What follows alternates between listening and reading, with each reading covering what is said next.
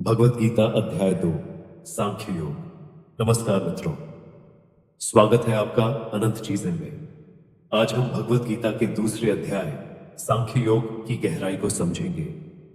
यह अध्याय पूरे गीता का सार है, क्योंकि इसमें श्री कृष्ण अर्जुन को आत्मा, कर्म, ज्ञान और भक्ति का विस्तृत ज्ञान देते हैं। पहले अध्याय में अर्जुन मोह और शोक में डूब चुके थे। वे युद्ध करने से मना कर चुके थे और अपना धनुष गांडीव छोड़ चुके थे। अब इस अध्याय की शुरुआत होती है, जहां श्री कृष्ण अर्जुन को उनका कर्तव्य समझाने के लिए दिव्य ज्ञान देना आरंभ करते हैं। श्री कृष्ण अर्जुन से कहते हैं कि यह दुर्बलता क्षत्रिय धर्म के लिए उचित नहीं है और यह कायरता का प्रतीक है। वे अर्जुन से आग्रह करते हैं कि वे इस मोह को त्याग दें और अपने कर्तव्य का पालन करें।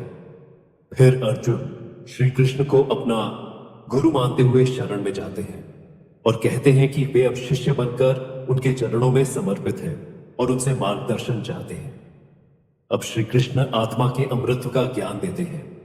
वे कहते हैं कि यह शरीर नश्वर है, लेकिन आत्मा अमर, अजर और अविनाशी है।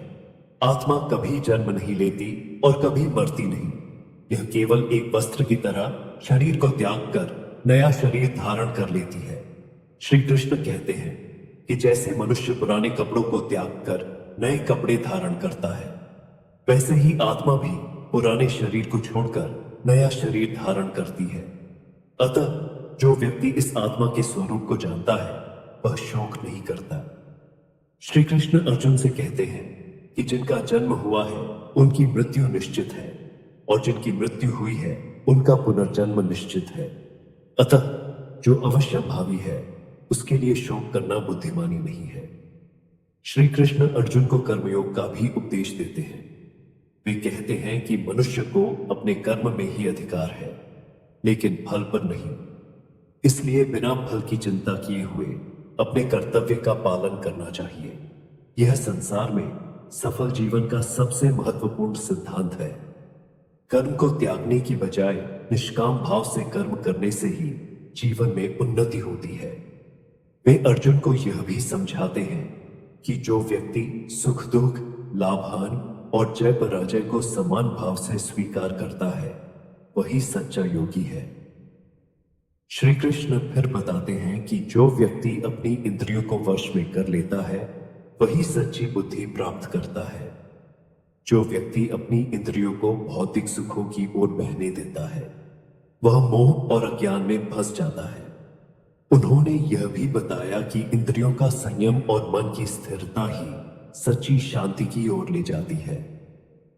इच्छाएं मनुष्य को भटकाती है और जब इच्छाएं पूरी नहीं होती तो व्यक्ति क्रोधित होता है।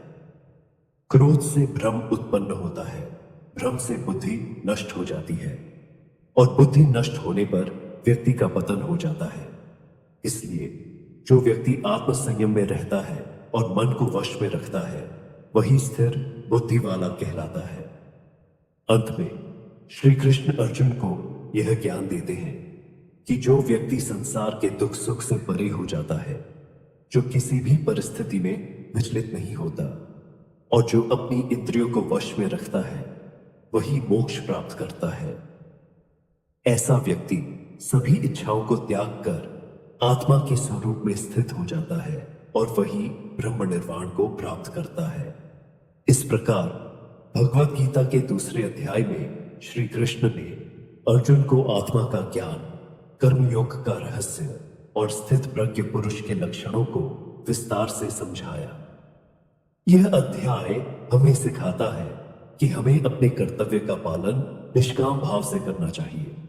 आत्मा के अमृत को समझकर शोक नहीं करना चाहिए और अपनी इंद्रियों को वश में रखकर मन की स्थिरता प्राप्त करनी चाहिए।